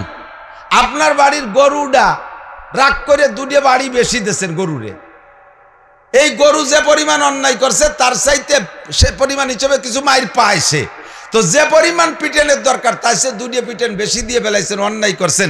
এখন গরুর পায়ে ধরে মাপ চাতে হবে, এটা যেমন ওই গোলামের পায়ে ধরে মাপ চাও তেমন। এখন 2 বড় মুরব্বী একে অপরের দিকে তাকায় আর কয় এই গোলাম কিন্তু হুজুর শুরুতে নিষেধ করছিল, তাই কিনে আজকে একদিন খাওয়া দেয় তার কাছে মাপও চাতে হবে। আল্লাহ নবী যে অ্যাডভান্স নিষেধ করেছিলেন ওই নিষেধের পর আমল করাই উচিত ছিল, কথা কোন ঠিক কিনা? যা করার করে ফেলাইছি, এখন গোলাম ক্ষমা না করলে বেচতে যাওয়া যাবে না, সামনের পর হুজুর বুঝাই দিচ্ছে। এখন 2 মুরব্বী গোলামের হাত ধরছে, গোলাম তুমি মাফ করে দাও। গোলাম এবার সুযোগ পাইয়া বেকা হয়ে বসে, কয় না ক্ষমা করা হবে না। মাপ তো চায়, সমাজও চায়, আছে না মাপ চাই? একজনের কান্দে কাটে মাপ চায়, মাফ করে দেন, কান্দে কাটে মাপ চায়। আর একজনের ঠ্যাং ধরে কয় মাফ করিস তো করিস, না করলে যে ঠ্যাংটা নিয়ে ছিঁড়ি ফেলাই দেবানি, এ কি মাপ চা কয়? ঠিক আবু বকর কান দিয়ে একেবারে নরম হয়ে গেছে। ওমর মাফসার ভিতর দিয়ে যখন গোলামে কয় মাফ করবো না, তখন গোলামরে বলতেছে মাফ করিস তো করিস, তা নাহলে কিন্তু খবর আছে। তো হুজুর সুপারিশ করতেছে গোলাম তুমি মাফ করে দাও। গোলাম বলতেছে হুজুর যদি আপনি অর্ডার করেন তাহলে আমি মাফ করে দেব, আর যদি সুপারিশ করেন তাহলে সুপারিশ এটা তো আমার হক নষ্ট করছে, আপনারও না আল্লাহরও না, আমার হক নষ্ট করছে। কাজে এখানে আমার যদি স্বাধীনতা থাকে তাহলে এই স্বাধীনতার পর আমি আমল করব, দুই মুরব্বীকে আমি মাফ করব না। আর যদি আপনি অর্ডার করেন, আপনি আমাদের নবী, আপনার অর্ডার ফলো করা আমার জন্য ওয়াজিব, সেই হিসেবে আপনার অর্ডার। হুজুর বললেন না আমি অর্ডার করছি না, আমি অনুরোধ করতেছি। তো অনুরোধ আমি মানতেও পারি নাও মানতে পারি, আমার যদি লস হয় তাহলে আমি মানবো কেন, আমি মাফ করব না। হুজুর বললেন না গোলাম মাফ করো। হুজুর আমি মাফ করব না। কেন করবা না? না মাফ করবো না একেবারে তা না, আজ 2 বছর তার বাড়ি খাইয়ে এরকম মাইতে গেলাম, এত কোনো কাজ করাইলো না, এত খেদমত করলো, আর আজকে বিপদে পড়ে গেছে মাফ করবো, এটা হবে না, এটা হবে না, মাফ ঠিক করবো, তবে আপনার সামনে একটা কন্ট্যাক্ট হয়ে যাক। কি কন্ট্যাক্ট? যে আপনার মুখে শুনছি 10 জন মানুষ দুনিয়ার থেকে জান্নাতের সার্টিফিকেট পাইছে, তার ভিতরে আমার এই 2 মালিক, আমার মতো লক্ষ গোলামও ওই 2 জনের জান্নাতে ঠেকাই রাখতে পারবে না, আল্লাহ তাদের ভেস্তে দেবেই দেবে, আমার সাথে কন্ট্যাক্ট হবে। যদি আমি শুধু তাদের বাধা হই তাহলে আমার সাথে কন্ট্যাক্ট হবে, উন্ডা 2 জন ভেস্তে যাওয়ার সময় 2 জন আমার হাত ধরে নিয়ে যাবে, যদি তাই রাজি হয় তাহলে মাফ করবো, নালি করবো না। 2 জন হুজুরের দিকে তাকায়, কয় হুজুর গোলাম কি কয়? হুজুর কয় যা কয় মানিয়ে নাও মিয়া, যা কয় মানিয়ে নাও, ওই এক গোলাম ছাড়া তোমাদের ভেস্তে ঠেকানোর কেউ নাই। আল্লাহু আকবার। তুম আজ হিলে মুঝসে ইন্তেকাম, বারোজে কিয়ামত না রাখে ইয়ে কাম। বড়দের এই কিস্সাগুলো বলি, গিবাত কতটুক বলেন তো? গোলামটা একটু ঢিলে, কি কইছে? গোলামটা একটু ঢিলে। আপনি আপনার বাড়ির গাইডারে করতে পারেন না, গাইডা একটু সুখসুরা খাতি চায় না, বলতে পারেন না? আপনার হালি গরুটায় চাষ করেন একটু গড়িয়ে, তাকে আপনি বলতে পারেন না এই গরুটা গড়িয়ে গরু, এই গরুটারে গড়িয়ে কয় এ যদি গিবাত হয়, গোলামটারে ঢিলে কও গিবাত, গোলামটারে ঢিলে কওয়া যদি গিবাত হয়, এই গরুটা গড়িয়ে গরু তা কও গিবাত। কিন্তু গরুর সাথে তো আপনার লেনদেন নাই, কাজে এ জায়গা গুনাহ হবে না। কিন্তু মানুষের সাথে আমলের লেনদেন আছে, যার কারণে আপনি তার সম্পর্কে একটুক বলছেন একটুক। আর আমরা বলতে যে 14 গোষ্ঠী উদ্ধারের দেই, নিজামুদ্দিন হুজুর এই অর্ছে ওই অর্ছে তাই অর্ছে, তার ছেলে হুজুর মোহতামেম এই অর্ছে তাই অর্ছে, এরপরে সাইকুল হাদিস সাহেব এই করছে, ওই মামুন সাহেব এই করছে, সরমুনার পীর সাহেব এই করছে, আহমদ শফি সাহেব এই করছে। যারা বলে তারা কি সাধ্য তেতলিরা ঠিক? হ্যাঁ, নিজের ভাষায় 3 জুড়ি মাখানো রয়েছে, তুমি আবার আর একজনের ভাষা শুয়ে বেড়াও। প্রত্যেকটা মানুষের স্বভাব হলো হামাকাসরা আকলে খুতবা কামাল নুবায়াত ও ফারজান্দে খুতবা জামাল। প্রত্যেকটা মানুষের স্বভাব নিজের বিবেককে পরিপূর্ণ মনে হয়, নিজের স্বভাবকে পরিচ্ছন্ন মনে হয়, নিজের আমল আকলাক চাল চলনকে পরিপূর্ণ ভালো মনে হয়, আর আরেকজনেরটার মধ্যে খালি খুব দোষ দেখে। দোয়া কবুল না হওয়ার 5টা কারণ আমি বলে থাকি। হযরত ইব্রাহিম ইবনে আদহাম রহমাতুল্লাহ আলাইহি বলেন, মানুষে আল্লাহর কাছে দোয়া করে, দোয়া কবুল হয় না বলে মনে হয়। এই দোয়া কবুল না হওয়ার 5 কারণ, তার ভিতরে 5ম কারণ, খেয়াল করেন 5মটা বলছি, 5 কারণের 5ম কারণ, যে কারণে আপনার দোয়া সবে বরাতেও কবুল হয় না, সবে কদরে কবুল হয় না, কাবা ঘরের মধ্যে দোয়া করলেও কবুল হয় না, আপনি হজে যাইয়া কাবার গিলাফ ধরে কাঁদলেও দোয়া কবুল হবে না। 5 কারণের 5ম নম্বর কারণ হলো তুম আপনি আইব কি তরফ নজর নেই করতে হো, দোসরে কে আইব ঢুঁढते हो। প্রত্যেকটা মানুষ যার স্বভাব হবে যে নিজের দোষের দিকে তাকায় না, আর একজনের দোষ খুব দেখে। কতক্ষণ ও কি ও 3 সিল্লে দেশে, ওর মধ্যে সিল্লের কি ইস্যু ডুহি নেই, অথচ উনি নামাজ পড়ে না। আমরা নামাজ না পড়লেও হুজুর গেছে ভালো আছি, আমরা এমন কি করছি আল্লাহ বেহেশতে না দিয়ে পারবে না, হুজুররা কলি হয়ে গেল নাকি? কি বা অন্যায় করছি?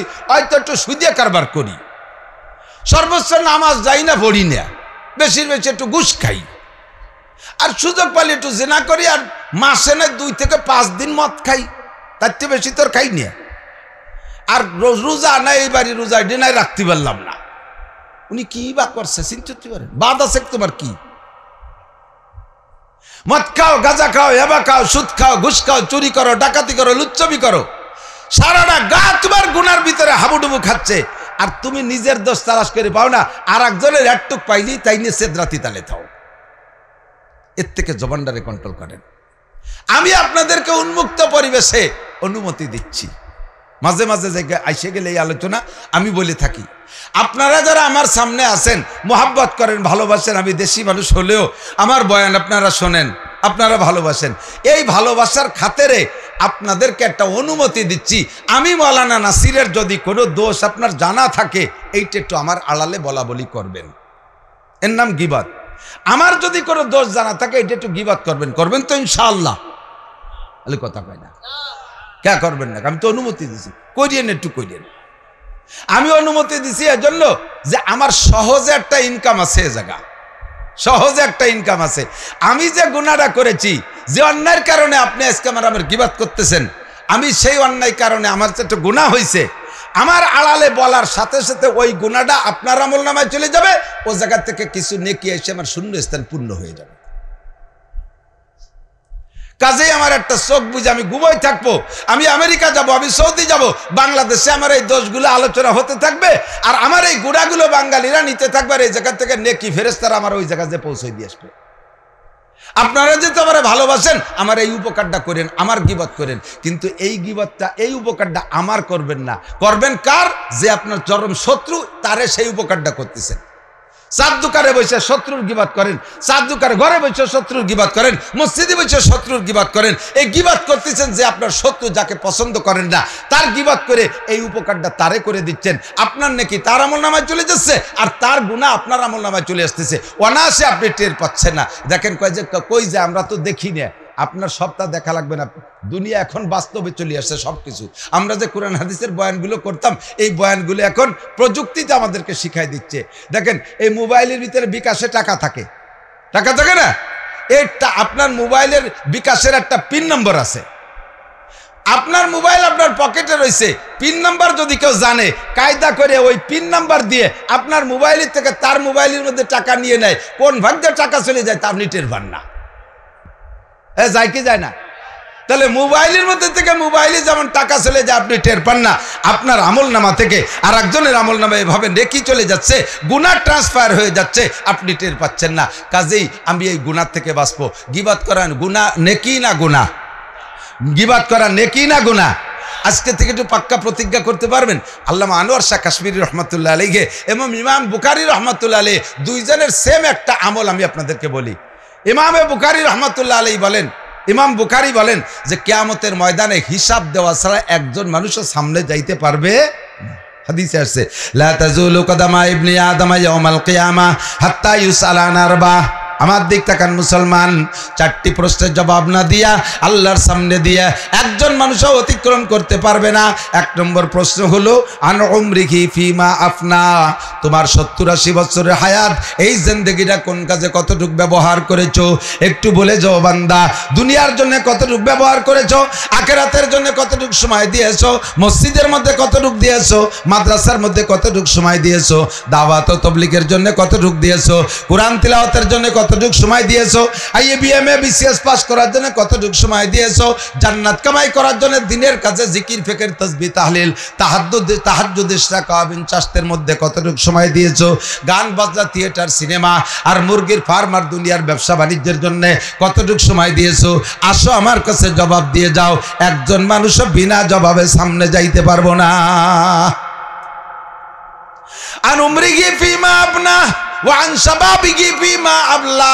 2 নম্বর আপনার যৌবনকালের জবাব দেওয়া লাগবে। কথা বলেন, লাগবে? লাগবে কি লাগবে না? যৌবনকালের জবাব দেওয়া লাগবে। 3 নম্বরে আন মালিহি মিন আইনা ইকতাসাবা ফিমা আনফাকা, মাল সম্পর্কে জবাব দেওয়া লাগবে। কোত্থেকে কামাই করেছো, কোথায় খরচ করেছো, একটু জবাব দিয়ে যাও। হালাল ভাবে কামাই করে যদি হারাম ভাবে খরচ করেন তাও অন্যায়। এদিক হালাল ভাবে কামাই করছেন, সারাদিন ভ্যান চালাই কামাই করছেন, একেবারে বৈধ কোনো যাত্রীর সাথে সিটারি বাটপাড়ি করেন নাই, ন্যায্য ভাড়াই আপনি কামাই করেছেন, সারাদিন ভ্যান চালাইয়া রক্ত পানি করে টাকা কামাই করেছেন, অথচ এই টাকাটা খরচ করতেছেন হারাম ভাবে। কোনো সমিতির থেকে লোন আনছেন, সমিতির লোন আছে না নাই? আছে, আছে। এদের এলাকায় সমিতি আছে না? ব্যারাক, অ্যাডামস, কারিতাস, বিআরডিবি, স্বনির্ভর, জাগরণী চক্র, আশা, প্রশিকা, গ্রামীণ ব্যাংক আছে না নাই? এর সাথে এলাকার মানুষ জড়িত আছে না নাই? অবশ্যই আছে। যারা এই সুদে কারবার করতেছেন প্রত্যেক সপ্তাহে একবার তাদের কিস্তি দেওয়া লাগে কি লাগে না? নূহ নবীর কিস্তির চেয়ে বড় কিস্তি। সারা সপ্তাহ ভরে ভ্যান চালাইয়া কিষেন কামলা দিয়া কষ্ট করে রক্ত পানি করে টাকা কামাই করেছেন, চাকরি করে বৈধ টাকা কামাই করে সপ্তাহে শনিবারে যাইয়া রবিবারে যাইয়া আপনি সুদে কিস্তি পরিশোধ করতেছেন। এটা আপনি হালাল ভাবে কামাই করে হারাম ভাবে খরচ করলেন।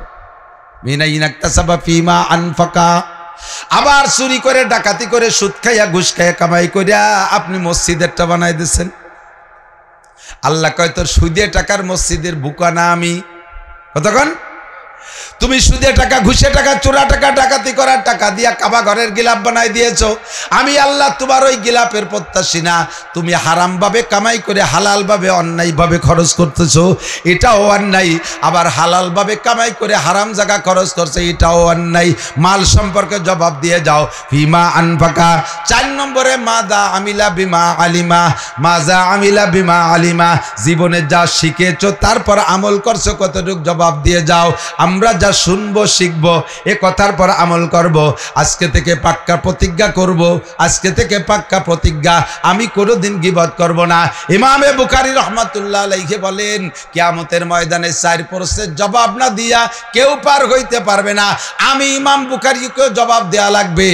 তবে আমার বিশ্বাস আল্লাহ পাক অন্য গুনাহ আমাকে আটকাইতে পারলো, গীবতের গুনাহ আমাকে আটকাইতে পারবে না। কত বড় চ্যালেঞ্জ আর কত বড় গ্যারান্টি! আমার জীবনে গীবতের গুনাহ আমাকে আটকাইতে পারবে না বলতে পারবো কেউ? কয়জন আছেন গীবত করেন নাই? আল্লামা আনোয়ার শাহ কাশ্মীরি সদস্য বুজুর রহমাতুল্লাহ আলাইহির উস্তাদ, আমাদের আখেরি শেষ সিলসিলায় আইসা সবচেয়ে বড় মুহাদ্দিস, সারা পৃথিবীর সবচেয়ে বড় মুহাদ্দিস আনোয়ার শাহ কাশ্মীরি রহমাতুল্লাহ আলাইহিও বলেন আল্লাহ পাক আমাকে অন্য গুনার হিসাবে আটকাইলেও ইনশাআল্লাহ আমাকে গীবতের গুনায় আটকাইতে পারবে না। উনি কাহারও কোনোদিন গীবত করেন নাই। যে সকল গুনাহগুলো সহজে আমার মধ্যে চলে আসে আমি টের পাই না, তার ভিতরে অন্যতম একটা গুনাহ হলো গীবত। আর একটা গুনাহ আছে রানিং গুনাহ। বলবো নাকি? রানিং গুনাহ, গুনাহ জারিয়া, শয়নে স্বপনে ঘুমন্ত অবস্থায়, নামাজরত অবস্থায়, জিকিররত অবস্থায়, খানা খাচ্ছেন সে অবস্থায়, তিলাওয়াত করতেছেন সে অবস্থায়, কাবা ঘর তওয়াফ করতেছেন সে অবস্থায়ও আপনার আমল নামায় ওই গুনাহটা লেখা হতে থাকে।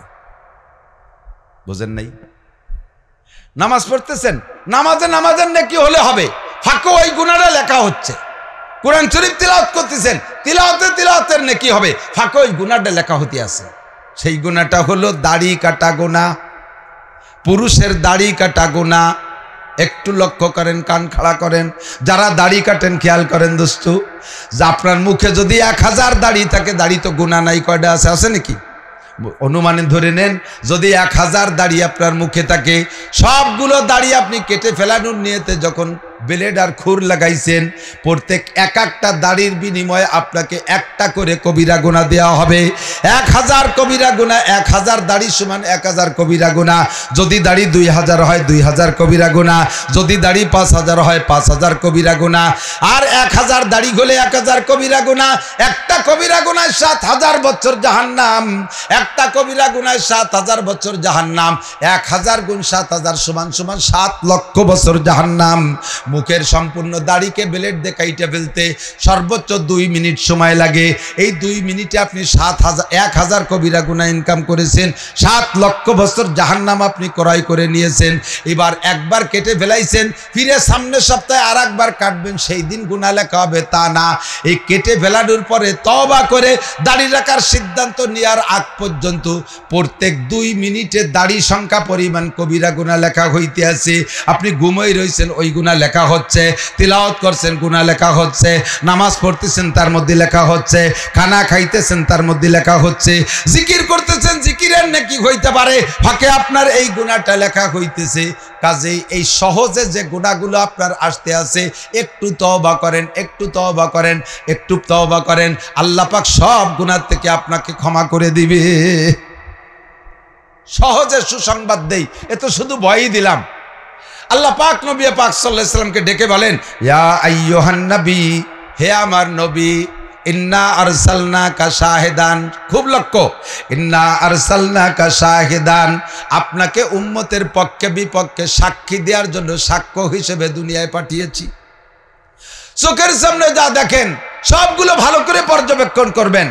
কিয়ামতের ময়দানে আপনি উম্মতের পক্ষে বিপক্ষে যেভাবে সাক্ষী দেবেন, আমি আল্লাহ তাআলা বিচারটা সেভাবে করব। এদিক খেয়াল করেন, বিচার বিশ্লেষণ পদ্ধতি, বিচার পদ্ধতি দুনিয়ায়ও যেমন, হাসরের মাঠেও তেমন।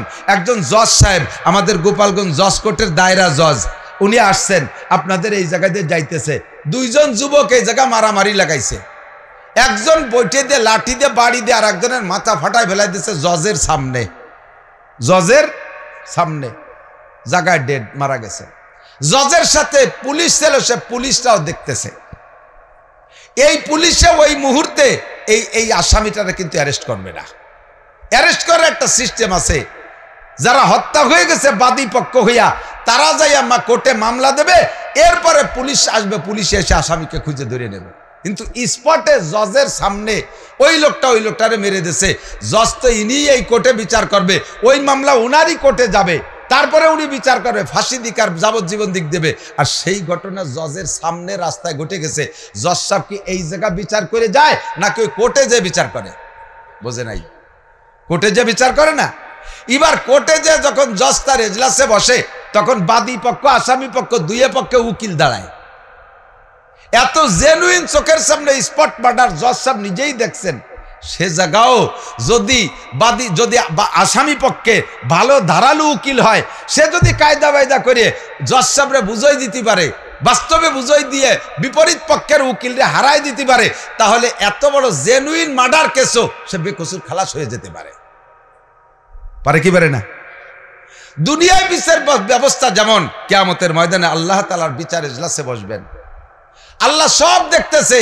কে কোন জায়গা গাঁজা খাও, কে কোন জায়গা মদ খাও, কে কোন জায়গা ব্যবসায় ফাঁকি দাও, কে কোন জায়গায় জেনা করো, আইল ঠেলো আর জাল দলিল করো, নামাজ পড়ো না রোজা রাখো নাই, সব আল্লাহ দেখে কি দেখে না?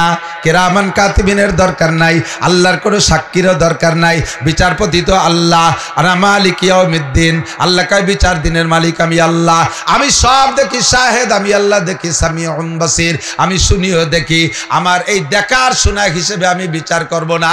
হে নবী, কিয়ামতের ময়দানে আপনি উম্মতের পক্ষে বিপক্ষে সাক্ষী দেবেন, আপনি যেমন সাক্ষী দিবেন, যেমন উকালতি করবেন, আমি আল্লাহ তাআলা ওই রকম বিচার করব। আপনি সত্য সাক্ষী। হাসরের মাঠে আল্লাহ পাক একবার সিদ্ধান্ত নেছে, একেবারে সহজে সহজে ক্ষমা করে দিচ্ছে হাজার হাজার মানুষকে। জিজ্ঞেস, তোমার নাম কি? আবু বকর, যাও বেশতে আমার আবু বকরের সাথে। কন্যা সুবহানাল্লাহ। তোমার নাম কি? আয়েশা, যাও আমার আয়েশার সাথে বেশতে চলে যাও। নামে নামে মিলে যাচ্ছে, এভাবে পার করে দিচ্ছে।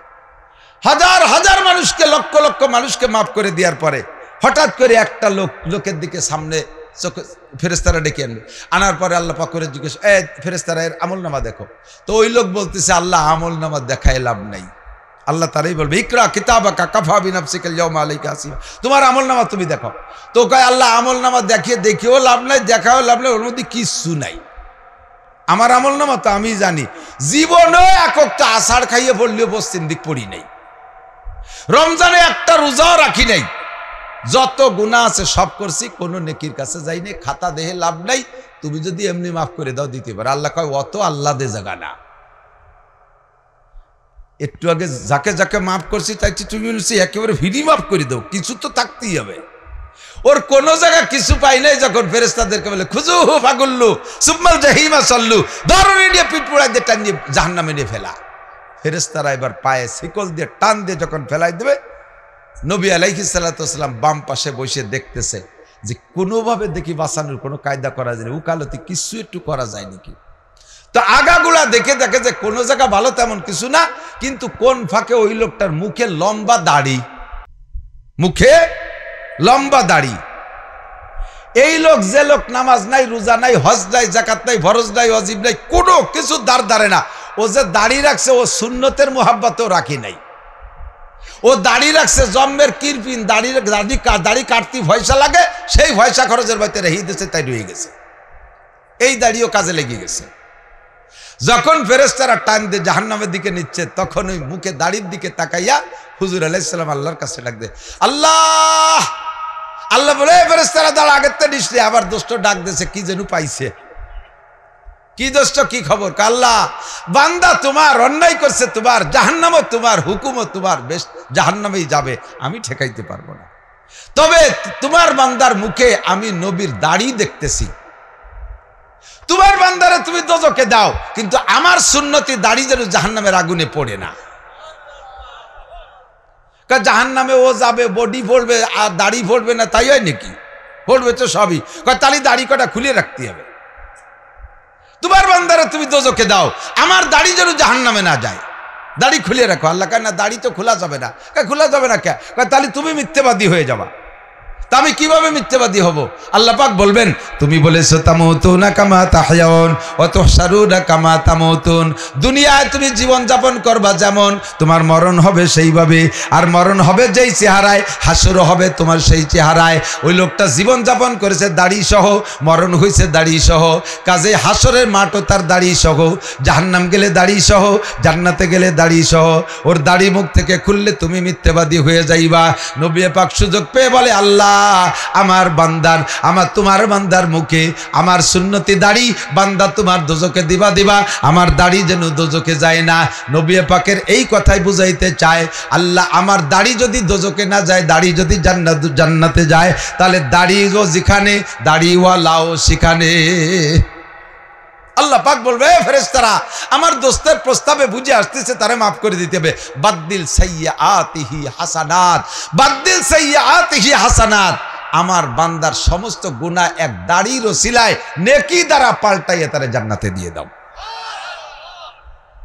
নবী পাক এইভাবে উকালতি করে করে অনেকরে পার করবে তাই বলা হয় মুবাশশির শাহেদ আপনি উম্মতের পক্ষে বিপক্ষে সাক্ষী দিবেন 2 নম্বর মুবাশশির নবী আপনি একটু উম্মতের সুসংবাদ দেবেন ভয় তো অনেকেই বলছি হুজুরও বলছে অনেক গুনার কথা আল্লাহ পাক বলছে একটু সুসংবাদ দাও সুসংবাদ কি 1 নম্বর সুসংবাদ হলো হুজুরে পাক সাল্লাল্লাহু আলাইহি ওয়াসাল্লাম বলেন কুরআন শরীফের আয়াত আল্লাহ পড়ে শুনে উম্মতকে শোনাচ্ছেন হুজুর বলেন কুল্লিয়া ইবাদিয়াল 1 নম্বর সুসংবাদ এর চেয়ে বড় সুসংবাদ আর আমার কাছে নাই আল্লাহ পাক বলেন কুল্লিয়া ইবাদিয়াল্লাযীনা আসরাফু আলা আনফুসিহিম লা তাকনাতু মির রাহমাতিল্লাহ ও যারা বেনামাজি আছো বেরোজাদার আছো জিনাখোর আছো ব্যভিচার আছো সুদে কারবারিয়া ঘুষে কারবারিয়া আলঠেলা পাল্টি যারা আছো দুধে পানি মিশাও মাছে পানি মিশাও পাটে পানি মিশাও ভেজাল ডিম বেচো মুরগির ভিতরে ভেজাল দাও যারা যে কাম করতেছো যেখানে যারা অন্যায় করো দুনিয়া যত অন্যায় করো লা তাকনাতু মির রাহমাতিল্লাহ আরে আল্লাহর রহমত থেকে নিরাশা হয়ে যেও না উলামায়ে কিরাম তোমাদেরকে ভয় দেবে তো দেবে তবে আল্লাহর পক্ষ থেকে সুসংবাদও আছে তুমি ভয় পেও না রব্বুল আলামিন তোমার জন্য তৈরি আছে ইন্নাল্লাহা ইয়াগফিরুদ যুনুবা জামিয়া তোমার জীবনে যত গুনাহ করেছো জামিয়া মানে সব জীবনে ছোট বড় যত গুনাহ করেছো সমস্ত গুনাহ আল্লাহ তাআলা ক্ষমা করে দেওয়ার সিদ্ধান্ত নিয়েছে আল্লাহ সব গুনাহ মাফ করে আরে ভাই খুশি হলেন না মনে হয় সুবহানাল্লাহ একটু জুত হলো না আপনার গুনাহ মাফ করে দেবে এই কথাটা আপনি কেন খুশি হবেন না আপনাকে কোটি কোটি নেকি দেওয়ার চাইতে একটা গুনাহ মাফ করে দেয়া বড় পুরস্কার কথা বুঝেন আপনাকে কোটি কোটি নেকি দেওয়ার চেয়ে একটা গুনাহ মাফ করে দেয়া কারণ একটা গুনায় 7000 বছর জাহান্নামে পোড়া লাগবে ওই পোড়া তো জাহান্নামের আগুনে 1 সেকেন্ডও সহ্য করতে পারবো না কাজেই আমার নেকি দেওয়ার চাইতে গুনাহ মাফ করে দেওয়াটা বড় পুরস্কার ঠিক কি না একটা লোক সরকারের বেশ ভালো কাজ করছে সরকারের পক্ষে কাজ করছে সরকার খুশি হয়ে তার 1 কোটি টাকা পুরস্কার দেওয়ার সিদ্ধান্ত নিয়েছে তো পুরস্কার দেবে যেদিন তারিখ একটা ঘোষণা হয়েছে অমুক দিন প্রধানমন্ত্রী নিজে হাতে অমুকরে 1 কোটি টাকা পুরস্কার দেবে সে দলের জন্য এই করছে আবার ওই লোকটার একটা মামলা রয়েছে কোর্টে এই মামলাটা রায়ও হয়ে গেছে সেই মামলায় তার ফাঁসির অর্ডার হয়ে গেছে যেদিন সকালবেলা তারে 1 কোটি টাকা পুরস্কার দেবে সেই দিন দুপুরবেলা তার ফাঁসি হয়ে যাবে তো বলেন এই 1 কোটি টাকা পায় যে আনন্দ ছিল তা কি আর তার থাকবে সে যদি মানুষ হয় তাহলে কি বলবে যে আমার ওই 1 কোটি টাকাও দাবি ছেড়ে দিলাম আমার স্থাবর সম্পদ যা আছে সব দাবি ছেড়ে দিলাম আমার ফাঁসির থেকে বাঁচাই দেন ঠিক কি না আপনাকে জান্নাত দেবে, নেকি দেবে, এটা তো থাকবেই, কিন্তু তার আগে আপনার জীবনের সমস্ত গুনাহ মাফ করে দেবে। শর্ত হলো আল্লাহ পাক বলেন ইদাফলাহুল আযাবু ইয়াউমাল কিয়ামাতি ওয়া ইয়াখলুদ ফীহি মুহানা ইল্লা মান তাবা ওয়া আমানা ওয়া আমিলা আমালান সালিহা ফাউলাইকা ইউবাদদিলুল্লাহু সাইয়্যাতিহিম হাসানাত। হে বান্দা, তোমরা যারা জীবন ভরে গুনাহ করেছো নিরাশা হয়ে যেও না। আজকে রাত্রে যে বিছানায় ডান কাতে শুইয়া আজকে রাত্রে থেকে আমলটা করে ফেলেন। আজকে রাত্রে আমল, নগদ আমল, এদিক তাকান, নগদ আমল। আজকে রাত্রে যে ডান কাতে শুবেন, পারলে বিছানার যদি সন্দেহ থাকে যে পাক না পাক, পাল্টায় একটা পাক বিছানা, একটা পবিত্র বিছানা বিছায় নেবেন। পারলে ওযু করবেন, না পারলে কমপক্ষে মাটি দিয়ে তায়াম্মুম কইরা, পারলে উত্তর শীতেরে শুবেন। বাংলাদেশ থেকে উত্তর দিক মাথা দিয়ে শুইয়া ডান কাতে শুবেন। হাতটাকে, ডান হাতটারে কানের নিচে, গালের নিচে দিয়ে চক্ষু বন্ধ করে অন্তর থেকে 3 বার আপনি ইস্তেগফার পড়বেন। আর জীবনে যত গুনাহ আছে সমস্ত গুনার দিকে কল্পনা করবেন। এই গুনাহ করেছি, এই গুনাহ করেছি, এই গুনাহ করেছি, এইগুলো রানিং আছে, এইগুলো আগে করেছি, এইগুলো বর্তমান আছে, এই সব গুনাহকে কল্পনা করে জীবনের শেষ ঘুম মনে করে আপনি এই ঘুমের পরে সকালে উঠতেও পারেন, নাও পারেন। কারণ ঘুমের যে দোয়া, সে দোয়াটা হলো মরণের অঙ্গীকার। আল্লাহুম্মা বিসমিকা আমুতু, আল্লাহ তোমার নামে মরিতেছি। আমুতু মানে কি? মরিতেছি। এই মরণের পরে, ঘুমের পরে আর উঠতেও পারি, নাও পারি, জীবনের শেষ ঘুম হতে পারে, উঠার পরে আর তওবা করার সুযোগ নাও পেতে পারি। কাজে এমনভাবে আপনি প্রতিজ্ঞা করবেন, আমার জীবনের শেষ ঘুম, আমি জীবনে যত গুনাহ করেছি, আস্তাগফিরুল্লাহাল্লাযী লা ইলাহা ইল্লা হুয়াল হাইয়ুল কাইয়্যুম ওয়া আতুবু ইলাইহি। খাস অন্তর থেকে গুনাহকে ছেড়ে দেওয়ার নিয়তে আর জীবদ্দশায় কোনোদিন গুনাহ করব না, এমন পাক্কা প্রতিজ্ঞা কইরা আপনি অন্তর থেকে 3 বার যদি আপনি আস্তাগফিরুল্লাহাল্লাযী লা ইলাহা ইল্লা হুয়াল হাইয়ুল কাইয়্যুম ওয়া আতুবু ইলাইহি, বুখারী শরীফের হাদিস, মিশকাত শরীফে আসছে, আল্লাহর নবী বলেন এইভাবে যদি তওবা করো তাহলে তোমার আমলনামায় পৃথিবীতে যত গাছের পাতা আছে, গাছে যত পাতা আছে এত সংখ্যা যদি গুনাহ হয়, পৃথিবীতে যত বালু কণা আছে এত সংখ্যা যদি তোমার গুনাহ হয়, কাদাদি জাবাদিল বাহার, সারা দুনিয়ায় পানিতে যত কণা আছে এত কণা সংখ্যা পরিমাণে যদি তোমার গুনাহ হয়, এমনকি 3টে মিলে যত সংখ্যা হবে এত যদি তোমার গুনাহ হয়, মাত্র 3 বার আস্তাগফিরুল্লাহাল্লাযী পড়লে সমস্ত গুনাহ আল্লাহ পাক ক্ষমা করিয়া দেয়। একটা গুনাহ থাকবে না, খোদার কসম একটা গুনাহ, শিরকি গুনাহ থাকবে না। ফ্রেশ তওবা, আমি আর শিরিক করব না, আমি আর শিরিক করব না, পাক্কা প্রতিজ্ঞা। ওয়া আমিলা আমালান সালিহা, এরপরে পরবর্তীতে জিন্দেগিতে নেক আমল করার সিদ্ধান্ত নিয়ে আপনি ঘুমাবেন। ফাউলাইকা ইউবাদদিলুল্লাহ, গুনাহ তো মাফ হবেই হবে। আল্লাহ পাকের একটা স্বভাব হলো, বান্দাকে যদি গুনাহ মাফ করে দেয়, ওই গুনাহ মাফ করে দেওয়া পর্যন্ত শেষ না, গুনাহ মাফ করে, গুনাহতে একটা খাতায় লেখা থাকে, বাম পাশের খাতায় লেখা থাকে, এই খাতা থেকে গুনাহগুলো মুছে দিয়ে ওই সংখ্যা পরিমাণ নেকি আল্লাহ তাআলা আমলনামায় লিখে দেয়।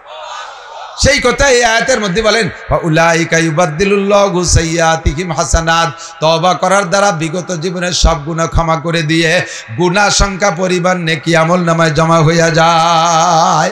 এর চেয়ে বড় সুসংবাদ আমার কাছে নাই। তো দোস্ত, আজকে রাত্রে আমার জানা গুনাহগুলোর থেকে একটু তওবা করা যাবে? মনের থেকে।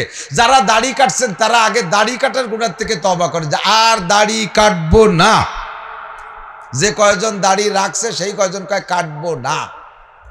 যারা কাটে তারা একজনও কই নেই। রাখালা তো রাখিয়ে দিয়েছেন, কাটা আলারা সিদ্ধান্ত নেন কিয়ামতে নবী পাকের সুপারিশ নিয়ে জান্নাতে যাবেন। কোন সুবহানাল্লাহ। আর নামাজ কাজা করব না, সিদ্ধান্ত নেওয়া যাবে। যারা নামাজ পড়ে তারা সিদ্ধান্ত নিচ্ছে, যারা পড়ে না তারা কথা কয় না। আর কোনদিন নামাজ ছাড়বো, জামাতে নামাজ পড়বো। এবার আসেন সুসংবাদ 2 নম্বরটা। আগের নবীর উম্মত যে যতটুকু আমল করছে আল্লাহ তার আমল বিনিময় সমপরিমাণ নেকি দিয়েছে। আর মাওলানা ওমর ফারুকও বলেছে আমার নবীর উম্মতের ফজিলাত হলো প্রত্যেকটা আমলের বিনিময় কমপক্ষে 10 গুণ। বলবেন না সুবহানাল্লাহ, আলহামদুলিল্লাহ? একবার বলেন আল্লাহ। 4000 নেকি, লা ইলাহা ইল্লাল্লাহ, 4000 নেকি। আমল করবেন কম, সওয়াব পাবেন বেশি। ইবাদত কম, নেকি বেশি। ডিউটি কম, বেতন বেশি। জামাতের সাথে মসজিদে গিয়ে নামাজ পড়বেন। একা একা নামাজ পড়বেন না, ঘেরের মধ্যে নামাজ পড়বেন না, দোকানপাটে পড়বেন না, সাধ্য অনুযায়ী মসজিদে। হ্যাঁ, যদি মসজিদ দূরে হয় আর আপনি ব্যস্ত হয়ে মানে সময় সংকট, তাহলে যে জায়গা আছেন সেখানেই পড়েন। মসজিদে ওষুধ আমার হয়ে জমিন, আমার নবীর উম্মতের ফজিলাত সারাটা জমিনকে মসজিদ বানা দিয়েছে। যে কোনো জায়গায় নামাজ পড়লে নামাজ হয়, তবে মসজিদে পড়বেন। কেন পড়বেন? আমি আপনাদের চেহারা দেখে টের পাই। পাবলিক যারা জীবনেও কোনোদিন মাদ্রাসায় পড়েন নাই, আপনারা যতই ভালো করে পড়েন, আপনাদের কোরআন শরীফ পড়া শুদ্ধ নাই, কিরাত অশুদ্ধ। আর নামাজ ভাঙ্গার কারণ কয়টা? 19টা। কয়টা? 1 নম্বরটার নাম কি? আরে কথা কয় না। 1 নম্বরটার নাম কিরাত অশুদ্ধ পড়া। কিরাত অশুদ্ধ পড়া। তাহলে নামাজ হয় না। নামাজ ভাঙ্গার কারণ 19টা। এই ভাঙ্গা মানে কি? যে কারণের পড়া নামাজ বাতিল। পড়া নামাজ বাতিল। আর বাতিলের কি মানে? নামাজ একক তো মোটেই না পড়লেও যে শাস্তি, পড়ছেন তা বাতিল হয়ে গেছে, তাতেও সেই শাস্তি। বুঝেন নাই? শীতকালে এত কষ্ট করে ওযু বাড়াইছেন, গোসল করে ফজরের নামাজ পড়ছেন, সেই নামাজ কিরাত ভুলের কারণে বাতিল। তাহলে এই ঠান্ডা বাড়িতে ওযু গোসল করে কি হলো? আপনার কিরাত ভুলের কারণে নামাজ বাতিল। বাতিল মানে যে লোকটা কম্বল গায়ে ঘুমাই রয়েছে, মোটেই পড়ে নাই, সেও যে টাইম জাহান্নামে যাবে। আপনি ওযু গোসল করে যে নামাজ পড়ছেন, তারপরে আপনিও সেই টাইম জাহান্নামে থাকবেন। তালিয়ে ভরে কি হলো? আর এই নামাজটা বাতিল হয় যে কয়টা কারণে, তার ভিতরে 1 নম্বর কারণ হলো কিরাত অশুদ্ধ। একটুও মানুষ ঘামতেছে না। যদি কিরাত অশুদ্ধের কারণে নামাজ না হয়, তাহলে কি করণীয়? তো পড়লি যদি নামাজ পড়লি যদি নাই হয়, তাহলে নামাজ পড়লামই না, তাই নাকি? তাহলে কিরাত শুদ্ধ করব। বলেন, তাহলে কিরাত কি করব? শুদ্ধ করব।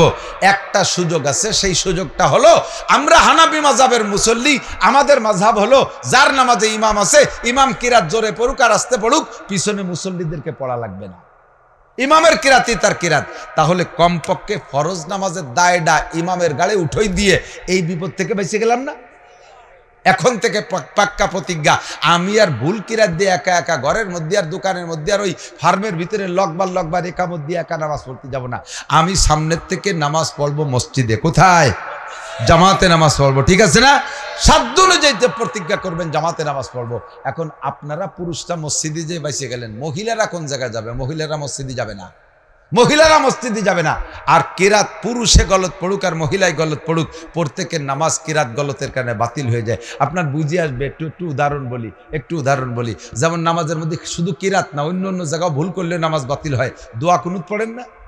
দোয়া কুনুতে কি পড়েন? একটা অংশ বলি, ওয়ানাশকুরুকা। একটু পড়েন আমার সাথে, ওয়ালা নাকফুরুকা। আল্লাহ তোমার অসংখ্য নিয়ামত খেয়ে ব্যবহার করে শুকর আদায় করি। ওয়ালা নাকফুরুকা, তোমার কুফরি করব না, নাফরমানি করব না, তোমার নাশুকরি করব না। এলো দোয়া কুনুত। আপনি পড়ছেন ওয়ানাশকুরুকা, ওয়ালা নাকফুরুকা, অনাখলাউ, অনাত্রুকু, দমাদম মারিয়ে দিয়েছেন। এর তর্জমা কি হয়েছে জানেন? ওয়ানাশকুরুকা, এতদিন শুকর আদায় করছি, ওয়ালা নাকফুরুকা, সামনেতে অবশ্যই কুফরি করব। অবশ্যই কুফরি করবো, না ফরমানি করবো, আর শুকর আদায় করতে পারবো না। অবশ্যই লামে তাকিদ। ইমান থাকবে? ইমান থাকবে। নামাজ তো দূরের কথা, ইমানই থাকবে না। যদিও এটা কিরাত না, কিন্তু দোয়া কুনুত। কিন্তু কথাটা বলি ফেলাইছেন কি, নামাজের মধ্যে তোমার শুকর আদায় করবো না, কুফরি করবো না, ফরমানি করবো। এই জন্য আপনাকে সব শুদ্ধ করে শিখতে হবে, সব শুদ্ধ করে শিখতে হবে। মোটে মানুষকে উদ্বুদ্ধ করতেই পারতেছি না, শিখানোর জন্য মোটে মানুষকে উৎসাহিত করতেই পারতেছি না। এখন কমপক্ষে ফরজ নামাজটা তো ইমামের পিছনে পড়ে আসলে এই দায়টা তো ওই জায়গা থেকে সেরিয়ে আসতে পারলাম। কাজেই জামাতে নামাজ পড়বো। ঠিক আছে না? ইনশাআল্লাহ। আল্লাহ তৌফিক দান করুন। ফাঁকে লাভ কত? সুসংবাদ আর একটা শোনেন। এক ওয়াক্ত নামাজ ইমামের পিছনে জামাতে পড়তে পারলে জামে মসজিদে গিয়ে এক ওয়াক্তের বিনিময়ে 527 ওয়াক্তের নেকি পাবেন। নামাজ পড়বেন, এক ওয়াক্ত নেকি পাবেন 527 ওয়াক্ত। আল্লাহ আমাদের তৌফিক দান করে। বলেন বাশশিরু। নবী পাক বলেন বাশশিরু ওয়ালা তুনাফিরু, উম্মতকে সুসংবাদ দিয়ে কাছে ডেকে আনো। ওয়ালা তুনাফিরু, ভয় দিয়ে দূরে তাড়াই দিও না। ইয়াসসিরু ওয়ালা তুআসসিরু, উম্মতকে সহজ সহজ আমল শিখাই দাও। ওয়ালা তুআসসিরু, কঠিন আমল শিখাইও না। আপনাদের সহজ আমল শিখাইলাম। একটু খেয়াল করেন, এখন বিগত যে ভুল নামাজ পড়ছেন না, যা ভুল কিরাতের কারণে যা বাতিল হয়ে গেছে, সেইগুলোর সঠিক করে আমল নামায় ঢুকানোর একটা বুদ্ধি আমার কাছে আছে, বলবো? সেই বুদ্ধিটা হলো, আগামীকাল সকালবেলা একখান কায়দা কিনবেন। যে কায়দা ভরে কোরআন শরীফ পড়া শিখতে হয়। কাল সকালে কায়দা একখান কিনে বাড়ির কাছের মসজিদের ইমাম সাহেবের সাথে লাইন করেন, 24 ঘন্টার ভিতরে আধা ঘন্টা সময় আপনাকে দেবে ইমাম সাহেব, তার বিনিময়ে তারা 200-500 টাকা অতিরিক্ত দেন, কারণ আপনারা জাহান্নাম থেকে বাঁচায় দেবে, এত বড় উপকার করবে। সে 2-4 টাকা দিলে কি লস হবে নাকি? তারে 200 টাকা 500 টাকা দিয়ে ইমাম সাহেবের সাথে কন্ট্যাক্ট করেন, আমার ডেলি আধা ঘন্টা পড়াই দেবেন হুজুর। কালকে সকালের থেকেই আমি প্রতিজ্ঞা কোরআন শরীফ শুদ্ধ করে পড়া শিখবই, মরণের আগে যেন আল্লাহ আমি শুদ্ধ করে কোরআন পড়া শিখে যেতে পারি, এই প্রতিজ্ঞা করে কাল সকালে কায়দা কিনবেন, নিয়ত করেন এখনই, আর এই নিয়ত করে বাড়ি চলে যাবেন। রাতের বেলা যদি আপনি কায়দা কেনার আগেও মরে যান, আজকে রাত্রেও যদি আপনি মারা যান কায়দা কেনার আগে, কিন্তু নিয়ত করছেন এখনই, তাহলে আল্লাহ তাআলা বিগত জীবনের সমস্ত ভুল নামাজকে শুদ্ধ করে আমল নামায় ভরে দেবে। তবে যদি সিটারি করেন যে কইছি যখন আল্লাহরে আজ না কাল, কাল না ভসু যাক 2-4 দিন সামনে বার কিনবানি, আল্লাহ কয় তোমার মতো সিটারে আমি চিনি বাটপাট, ওই দোকাবাজি করে তুমি পার পেয়ে যেতে চাচ্ছ, ওই সব চলবে না। একটু প্রতিজ্ঞা। আমার ঢাকার হুজুর রহমতুল্লাহ, গহরডাঙ্গার মহাদ্দেশ শাইখুল হাদিস ঢাকার হুজুর রহমতুল্লাহ জীবনের শেষ দিকে এসে ওয়াজ কামজনে সব ভুলে গেছে, কিছু মনে নেই, এত বড় আলেম, 4-5টা কথা বলতেন, তার ভিতরে একটা কথা বলতেন যে তুমি প্রতিজ্ঞা করেন যে আমি মরার আগে চেষ্টা করব শুদ্ধ করে কোরআন শরীফ পড়া শিখব। 2 নম্বরে আমি দাড়ি কাটবো না, 3 নম্বরে নামাজ কাজা করব না, 4 নম্বরে টাকনুসিয়ে প্যান্ট পাজামা লুঙ্গি পরবো না।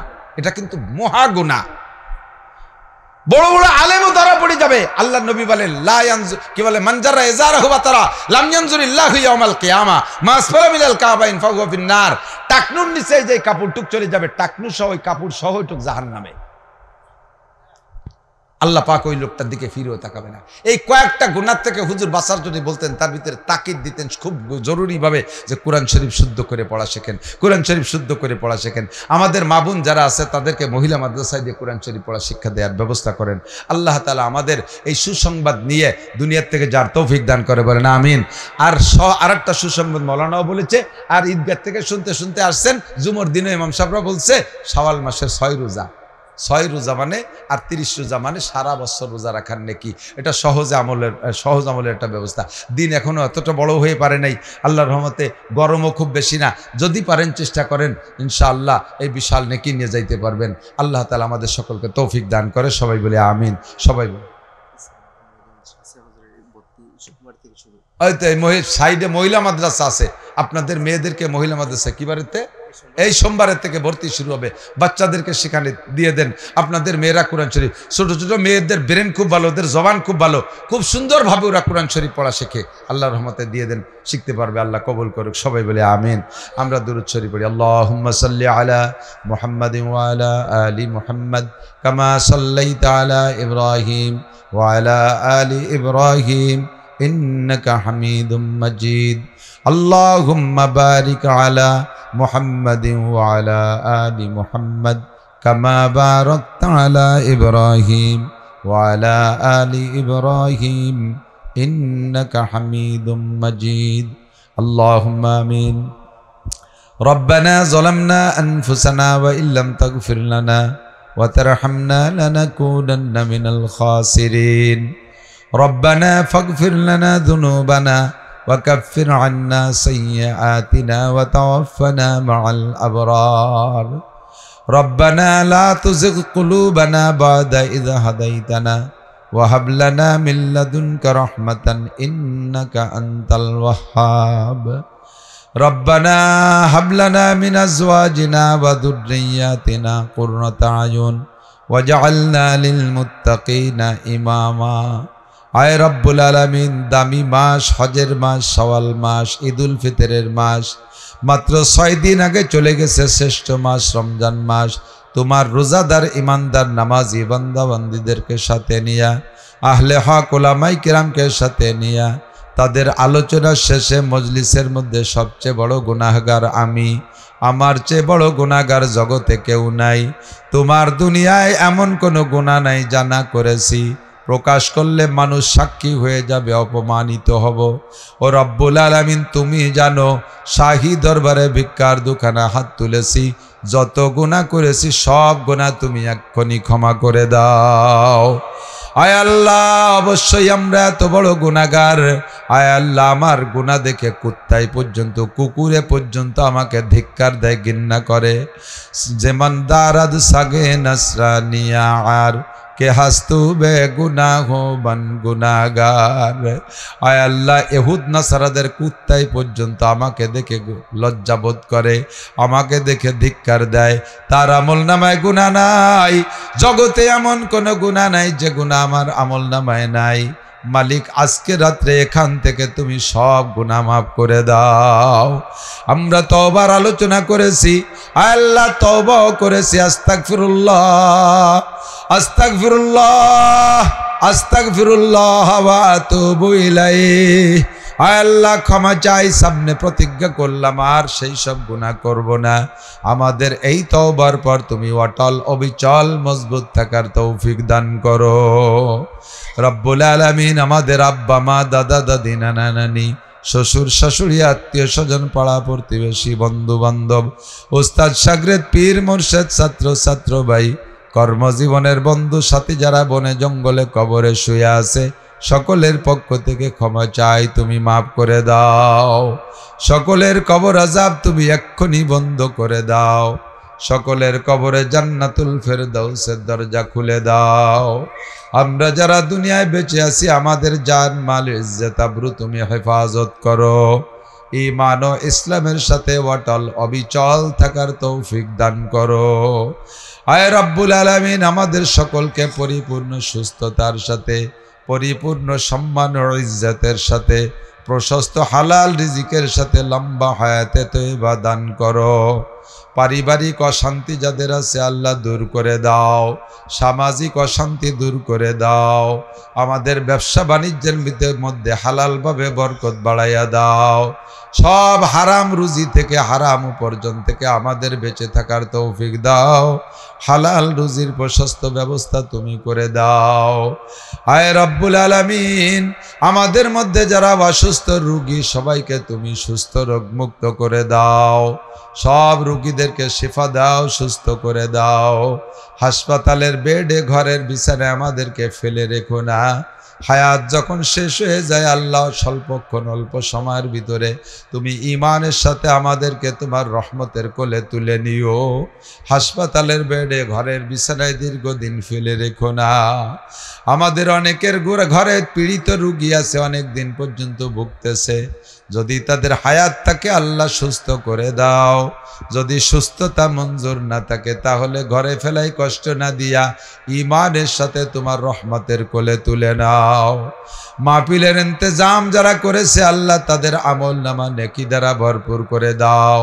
টাকা দিয়ে, পয়সা দিয়ে, কথা দিয়ে, শক্তি দিয়ে, শ্রম দিয়ে পরিশ্রম করেছে, সহযোগিতা করেছে আল্লাহ তাদেরকে তুমি আনসার সাহাবাদের সাথে জান্নাতি করে দিও।